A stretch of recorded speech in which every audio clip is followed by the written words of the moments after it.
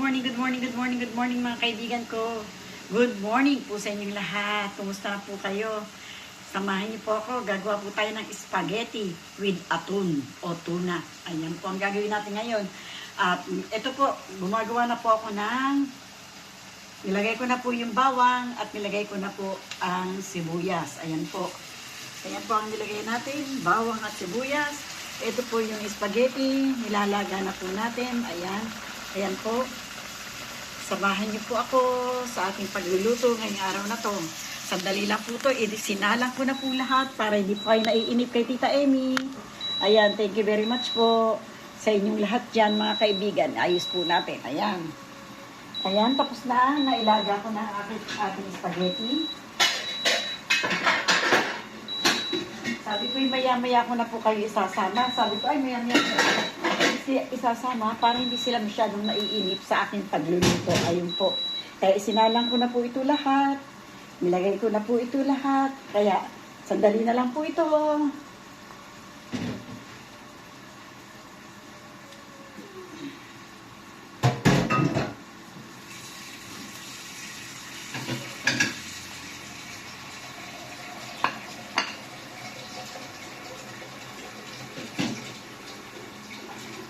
Dito po sa ating spaghetti, kukuha po tayo ng konti para po sa hapunan ng batang lalaki. Kasi po siya, hindi po siya kumakain ng may salsa. Ang gusto lang po niya ay yung pasta. Yun lang po kinakain niya. Pag nilagyan po ng kahit anong klaseng salsa, hindi niya po kakainin. Pagagalit po siya. Kaya pinagbubukod ko po siya ng walang salsa. Yun po. Kaya po kukuha tayo ng konti para sa kanya. Para hindi naman po siya kawawa na wala po siyang spaghetti. Ikukuha ko po siya ng kaunti para po sa kanyang hapunan. Ayan po. Ganito lang po kasi talaga ang gusto niya. Madalas po, kinakausap ng nanay na lalagyan po ng kahit anong klaseng salsa na gusto niya, igagawa siya. Pero sinabi niyang hindi. Ayaw daw niya na may salsa. Ganito lang po. Pero nauubos niya po yung ganyan na kahit walang salsa. Masaya po siya sa ganyang luto. Kaya po, mahirap po na pilitin natin siya na hindi naman po niya kakainin. Ngayon po. Talagyan naman po natin ang tomato sauce. Ayan.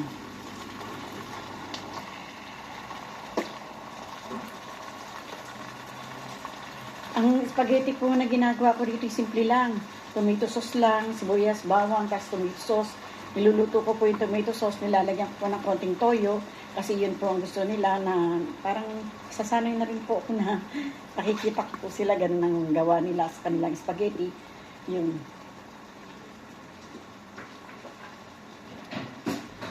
Hindi po tulad sa atin na may hotdog, may kung ano-anong inilalagay natin. Yung iba po yung nilalagyan pa ng kondensada para mas malasa. Pero po dito hindi. Kaya po nila yan.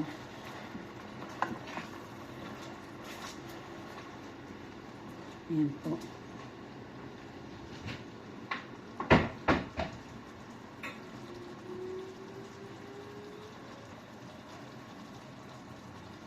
Mahirap naman po gumawa ako ng sarili kong ng spaghetti, tas di naman po nila kakainin. Yung sa atin po may hotdog, may kung ano-anong inilalagay para lumasa po ang ating spaghetti. Pero nilalagyan din po rin nila rito ng cheese. Yung spaghetti nila.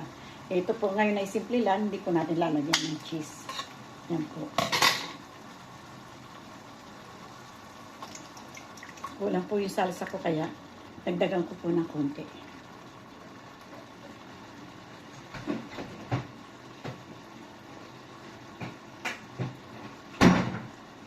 Ay, nakalimutan ko.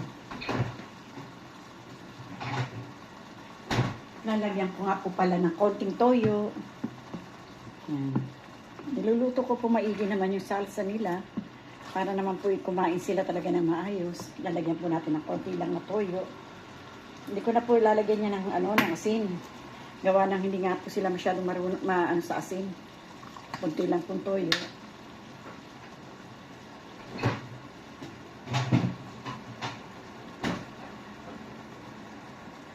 Ayan. Ganyan lang po na gusto nila. Pag naluto po natin itong salsa, lalagay po natin itong ating tuna o aton. Tuna po ang tawag, aton po ang tawag nila rito. Aton sa atin po tuna. Yan, dito ay aton. Yung nasa lata. Yan lang po ilalagay natin sa kanila. Ayan. Mga spaghetti nagda-diet. Mga nagda-diet po. Yung mag-ina lang, yung dalaga, at saka si senyora ang kakain po nito. Si senyor po ay paella. Ito po, mayroon na po siyang paella. Ayan po. Ayan po yung kay senyor. Paella po yung kanya. Ayun sa batang lalaki, ito po yung pang gabi naman niya. Sa gabi lang po. Ngayon tanghali, hindi po kakain ng batang lalaki nito. Bali, 4 na tao lang naman po ang lagi ko pinakakain. Maliban lang kung magkakaroon sila ng bisita. Pag nagkaroon po ng bisita, yun, magdadagdag po tayo ng pagkain po nila.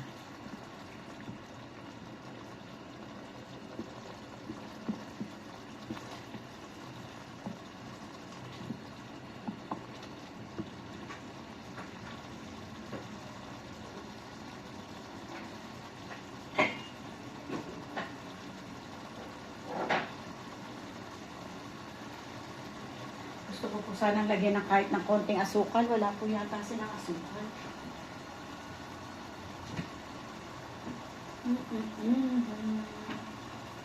Parang asukal. Malaswerte. Hindi po ako sinuwerte. Wala pong asukal. Lagyan ko po sana ng konti lang na asukal. Para tumamis lang ng konti lang. Pero dahil wala, hindi na po natin lalagyan. Ayan. Salsa lang naman po ang niluto natin dito. Inano ko na po yung sibuyas kanina at kabawang. Yung salsa lang po ang ating iluluto. Ayan.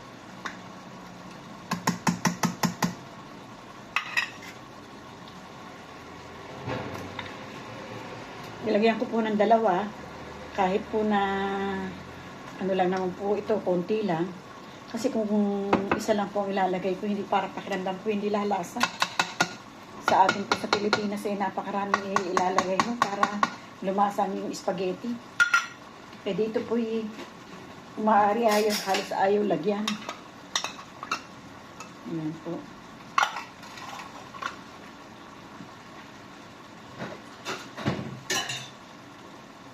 Ayan, tapos na po ang ating salsa ng spaghetti. Naghiwalay na po yung tomato sauce sa mantika. Yun po ang palatandaan ko. Pag humiwalay na po yung tomato sauce sa mantika, ibig sabihin po yung luto na. Maganda na po ang pagkakaluto. Pero, hintay-hintayin ko lang po ng konti. Ayan. Para po, sumarap-sarap naman po ng konti yung ating luto. Ayan.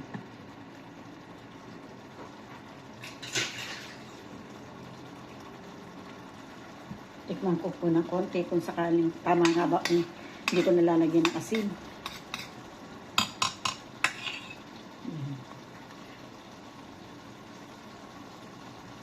Ang init. Ang init po.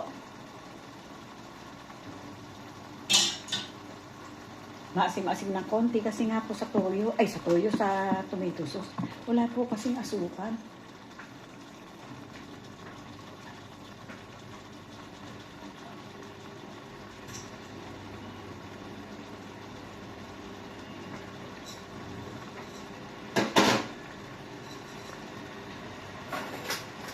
Try ko po itong asukal nila na pang-diet.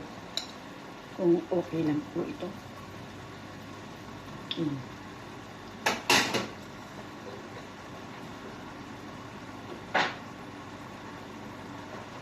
Kasi po sanay tayo ng medyo matamis-tamis na konti yung ating spaghetti. Ito naman po, isang kutsarita lang naman po ang nilagay ko na asukal na pang-diet. Ayun po, hindi masyadong matamis yung asukal na yun.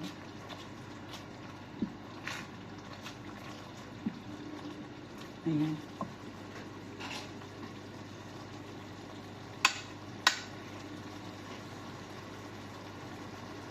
Ayun. sumarap na po para po siya nalagyan ng bechin. Yung asukal ay para na rin natin bechin. Para na po siyang bechin o pera na rin po siyang tawag ng chicken cubes na nilagay. Lumasa po siya. Ito po para sa akin ay walang lasa.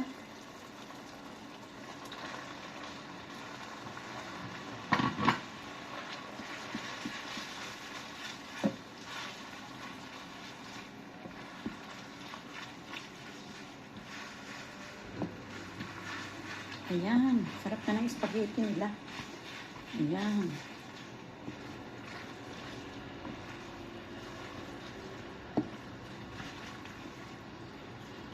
Salamat, Lord. Ganda-ganda po ang spaghetti. Ayan.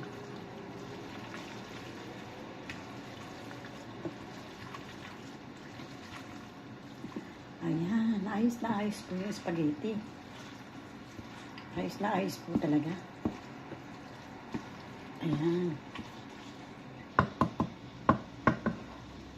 Tikpan po ni Tita Amy yung pasta ng spaghetti kung okay nga po ba. Okay nga po ba? Okay nga ba, Tita Amy? Mahirap po magpakain ng hindi ko ma-okay.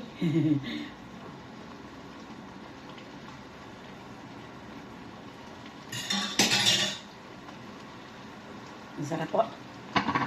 Hindi man po katulad ng sa Pilipinas na may tamis talaga eh.